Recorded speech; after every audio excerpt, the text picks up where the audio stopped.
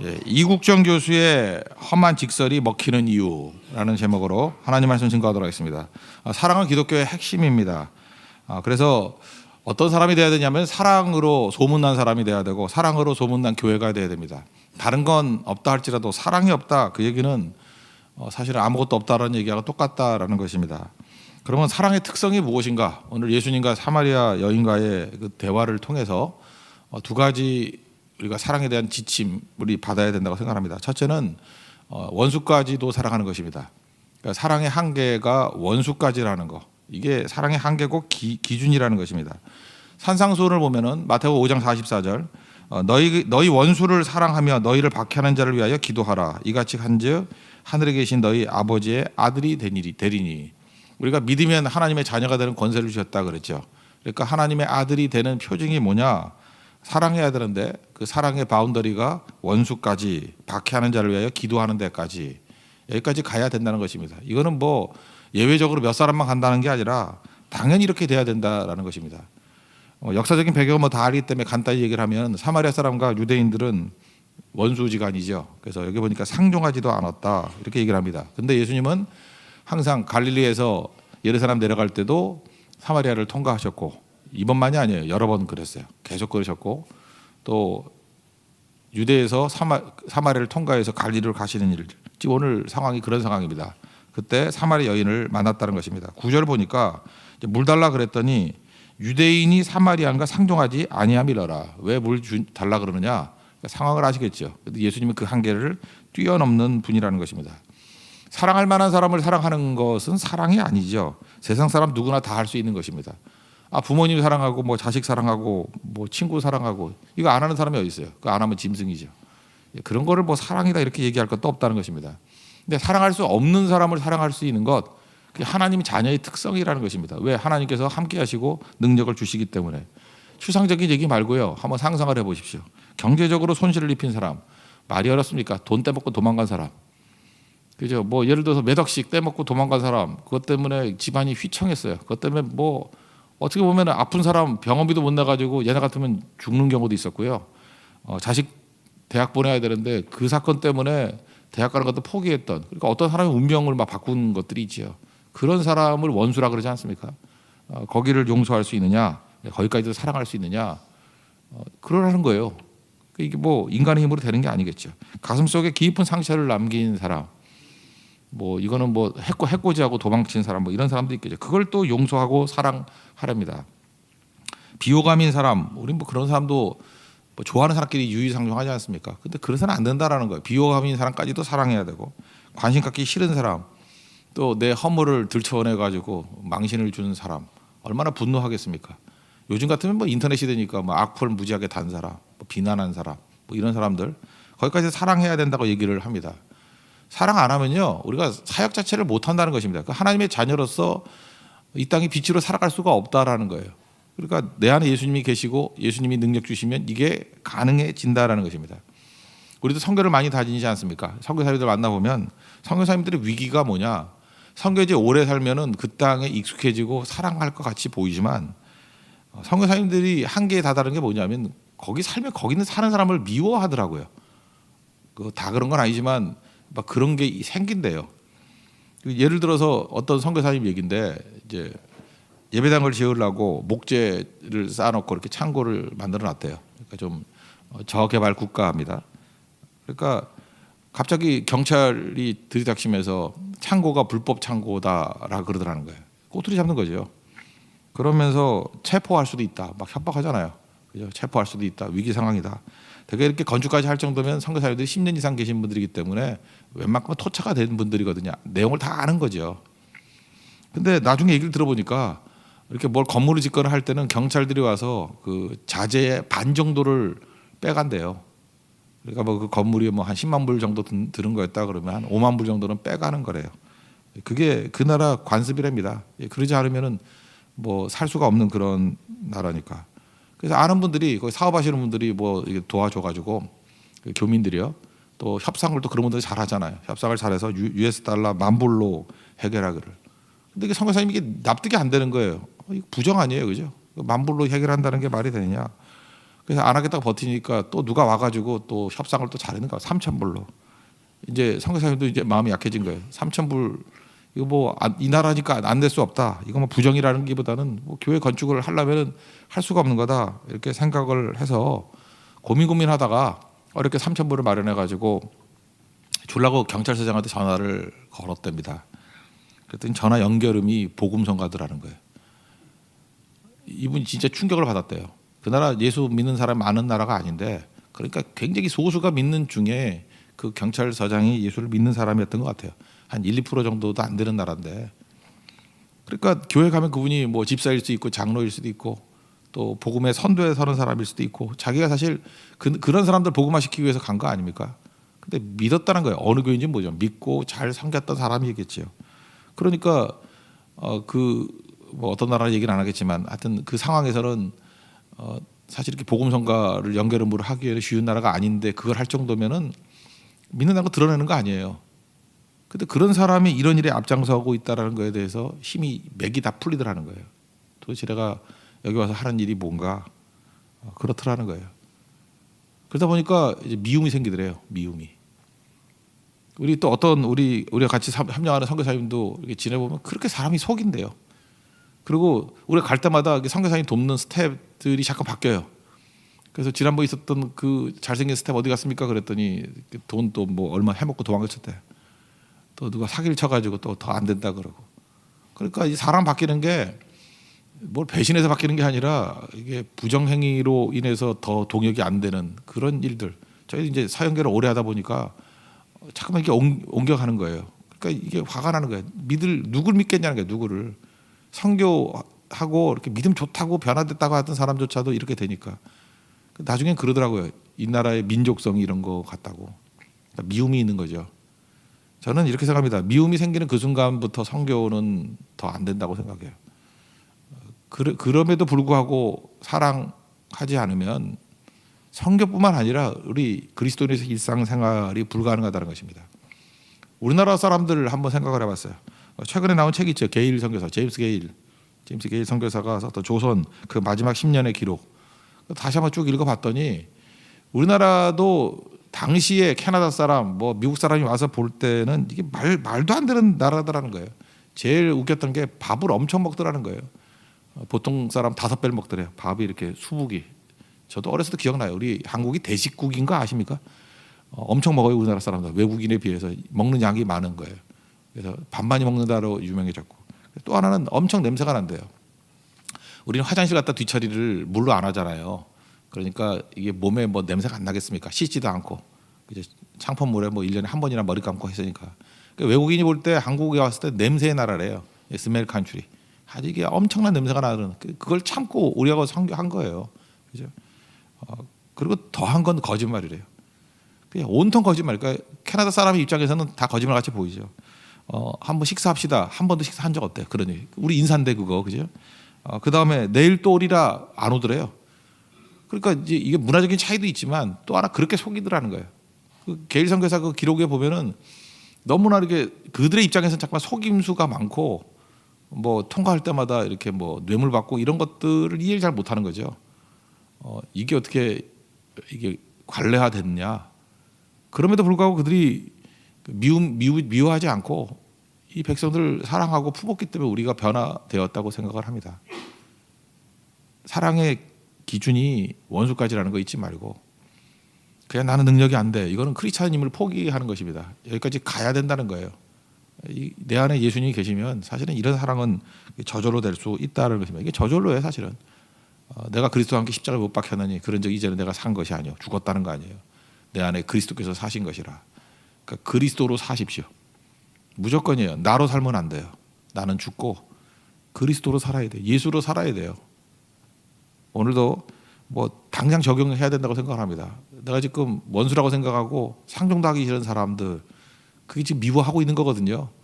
그렇다 그러면 내가 병든 겁니다. 거기까지 가야 그게 비치고 거기까지 가야 그게 능력이 될 수 있다는 것입니다. 두 번째 적용은 우리가 말씀을 증거하고 복음을 증거하지 않습니까? 지금 사마리 여인에게 예수님도 복음 증거하고 있는 거 아니에요. 그죠? 여기 생수 얘기도 하고 예배 드리는 얘기도 하고 선지자입니다 그럴 때 이제 메시아가 올 겁니다. 내가 메시아다 그러고 복음의 내용들이 다 들어가 있어요 여기에. 그런데 복음 자체의 증거를 할 때 우리가 뭐 전도를 열심히 하니까 복음 증거할 때 복음 자체는 배타성이 있죠. 복음 자체 배타성이 있다는 게 뭐예요? 예수만 구원이 있다는 거고 우리가 다른 이름 없나니 구원을 얻을 만한 다른 이름을 우리에게 주신 일이 없다. 예수 외에는 없다 그거 아니에요. 교회 외에는 구원받을 다른 장소가 없다. 그 얘기 아닙니까? 그러니까 듣는 사람 입장에서 배타적인 거잖아요. 배타적이니까 원래 배타적이라면 나만 잘났다 그거 아닙니까? 그러면 사람들이 반대하게 돼 있죠. 그래서 복음을 싫어하고 복음을 핍박하는 이유 중에 하나가 뭐냐면은 배타성이에요. 이거를 죽여가지고 종교 다원주의를 해서 너도 좋고 나도 좋고 그런 식으로 접근하면은 배타성이 줄어들겠지만 복음이 아니죠 그거는. 그래서 복음의 성격상 복음은 배타적일 수밖에 없다라는 것입니다. 그래서 복음만 들고 나가가지고 이게 진리기 때문에 이것만 외친다 그러면 절대로 복음 증거 되지 않습니다. 복음 자체에 배타성이 있기 때문에 복음 플러스 반드시 사랑이 있어야 돼요. 사랑이 뭐냐? 원수도 사랑하는 사랑을 보여주면은 미워할 수 없습니다. 그러니까 우리 그리스도인들이 이래요. 초대교회 때 잘 보세요. 복음을 증거할 때 미운 거예요. 자기들만 구원이 있대. 근데 사는 모습과 희생하는 모습을 보니까 도저히 미워할 수가 없는 거예요. 그래서 복음은 사랑으로 포장이 되어 있어야 돼요. 그래야 분노가 없어요. 우리가 지금 뭐 길거리 가면서 예수 천당 불신지요 그러면 싫어하는 이유가 뭐예요? 그게 복음의 배타성 아니에요. 근데 그 안에 사랑이 하나도 없잖아요. 그렇게 사람들이 화가 나는 거예요. 그래서 화만 돋구고 가는 거를 그걸 전도를 잘한다. 물론 뭐 그런 사람도 있어야겠지만 그게 다다라고 얘기하면 문제가 있겠죠. 근데 그 사람이 희생하는 사람이고 만약에 그렇게 복음을 증거하면서 누가 뭐 총 맞아야 될 일이 있을 때 자기 몸을 집어던져 대신 맞아준다든지 이러면 또 달라지겠죠. 그렇잖아요. 그 희생과 사랑 때문에 그의 복음의 배타성이 분노하는 모습에서 녹아들이게 된다라는 것입니다. 실제로 선교사들이 했던 일들이 그거예요. 초창기 때 우리나라에 콜레라 무지무지하게 돌았거든요. 뭐 대구 일대에서는 많이 죽을 때는 10%까지 죽었대요. 콜레라 돌아가지고. 남들이 시신 손 안 대는 거예요. 아무도 손 안 대는 거예요. 근데 선교사들과 크리스찬들이 가서 다 묻어주고 장례 치러주고 보통 때는 기독교 장례 안 하는 사람들도 전염돼가 죽는다 그러니까 손도 안 대다는 거예요. 시체가 널려 있고 우리 한국은 그 묘자리 찾는다고 시신을 막 6개월, 7개월 이렇게 막 가만히 덮어놓고 놔두고 그랬대. 그러니까 냄새가 엄청난 나라예요. 시체 냄새. 그거 다 처리해주고. 그게 뭐예요? 자기들도 하기 싫어하는 것들을 하고 희생하는 모습에 복음의 배타성이 이 저항감이 사라지게 되더라는 것입니다.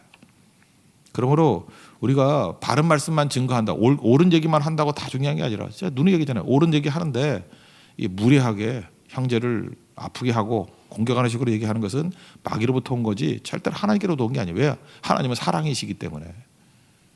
그래서 복음은 희생이 있는 사랑과 함께 복음이 증거가 되어야 된다는 것입니다. 오늘 제목을 잡던 이국정 교수 있지 않습니까? 그 의사분인데 중증외상. 중증외상학과 하니까 중증외상이라는 게 뭐 딴 거 아니고요. 보통 우리가 속병으로 죽잖아요. 뭐 암에 걸리거나 뭐 감경화나 뭐 이런 식으로. 그런데 중증외상이라는 거 뭐냐면 이렇게 외적으로 다쳐 죽는 거예요. 그러니까 이건 부자들은 잘 안 죽어요. 가난한 사람, 노동자들 뭐 칼에 맞거나 뭐 팔이 잘리거나 뭐 이런 것들 있죠. 피가 터져 나오거나. 그러니까 위급한 거죠. 그러니까 외상이에요, 외상. 중증으로 외상을 당한 거예요. 이거는 부자들은 거의 없고 거의 험악하게 현장에서 뛰는 사람들 아니면 전투 요원들, 뭐 아덴만 그런 데서 그죠? 이렇게 막 해적한테 공격을 당하거나 긴급을 요하는 거죠.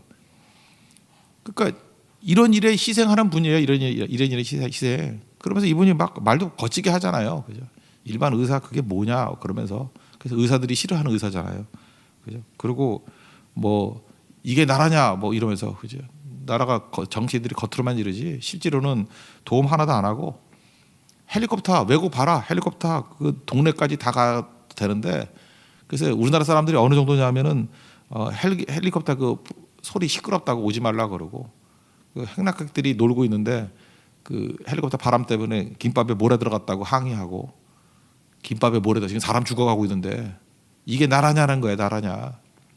그 외국 사례를 들죠. 동네 한복판에 헬리콥터가 내려도 그건 당연히 참는 거죠. 왜? 당신도 그렇게 죽을 수 있기 때문에 위기의 상황에 처할 수 있기 때문에 우리 몸에 5% 정도가 이제 피잖아요. 피인데 체중의 5% 정도. 그러니까 뭐 100kg가 계산하기 편하면 100kg라 그러면 5kg가 그 피죠. 5%. 근데 절반만 빠져나가면 죽죠. 대개 피가 한 3리터 정도 되거든요. 3리터. 웬만한 사람. 뚱뚱한 사람은 더 되고요. 마른 사람 좀 덜 하겠지만 3리터 정도. 그 페트병 2리터짜리 있죠. 2리터짜리 큰 콜라. 그거 한 병 반 정도가 우리 피예요. 우리 몸에 도는 피. 그 피가 그렇게 많은 양이 아니거든요. 근데 정확히 반 정도 빠져나가면 죽어요. 그래서 피 흘리는 사람 그거 뭐 만만히 보면 안 됩니다. 피 흘리는 사람 빨리 응급처치 안 하면 죽어요. 이렇게 쫙 하면 피 흐르죠. 그 사실 요만큼 흐른 거예요. 이제 이렇게 피가 막 콱콱 쏟아지는 것 같이 보일 때 그거 얼마 있다 죽어요. 1.5리터 그거 금방 되죠. 1.5리터. 안 그렇습니까? 1.5리터짜리 그거 있잖아요. 뭐 콜라 같은 거 그거 부어 보세요. 그 정도 피 빠지면은 죽어요. 그러니까 긴급을 요하고 뛰어야 되는데 이거 뭐 김밥에 뭐 모래가 들어간다고 안 되고. 그러니까 막 폭언을 가고 막 그래요 이분. 그죠? 이게 말도 안 된다 그러고 이런 거지 같은 헬기 갖고 어떻게 사람을 살리냐 그러고 네 자식 죽어봐 막 이렇게 얘기하고요. 그럼에도 불구하고 이분에 대해서 우리가 말할 수 없고 존경하고 그래도 이렇게 거칠게 얘기하는데 이게 먹히는 이유가 뭐죠? 이분이 제일 웃기는 게 뭐 주 52시간 일, 뭐 저녁이 있는 삶. 웃기는 소리 하지 말라 그래요. 저녁이 있는 삶 하면 다 죽는데요. 그 자기 팀이 있는데 팀 가운데 뭐 한 달에 두세 번도 집에 못 가는 사람 많고 그렇지 않으면 사람 살릴 수가 없다라는 거예요. 이분의 내용 자체가 굉장히 거칠고 직설적이지만 이 말에 대해서 우리가 경청하고 고개를 숙이는 이유가 무엇입니까? 희생의 삶이 있기 때문에 그래요.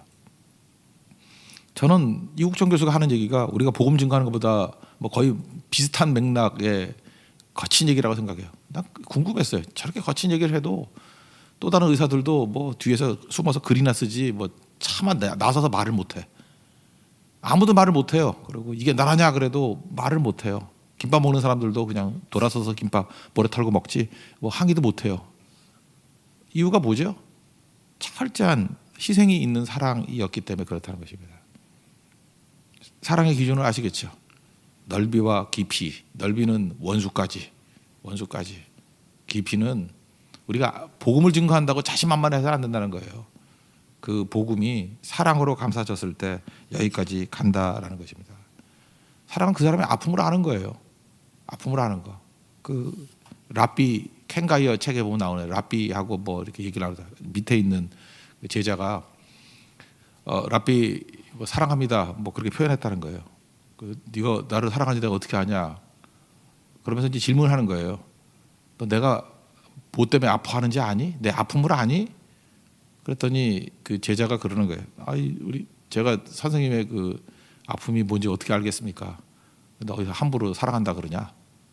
그 대화의 핵심이 뭐냐면 사랑합니다. 이거는 그 사람의 아픔을 아는 거라고요. 아픔 모르잖아요. 예수님께서는 지금 이 여인 사랑한 거죠. 아픔을 다 알잖아요. 그죠? 사마리아 차별, 뭐 남편 문제 다 알고 있잖아요. 여자가 왜 깨졌어요? 내 아픔을 아시네요. 그죠? 그리고 회복의 길을 열어주고 이게 사랑이거든요. 하나님께서 사랑을 우리에게 이미 주셨습니다.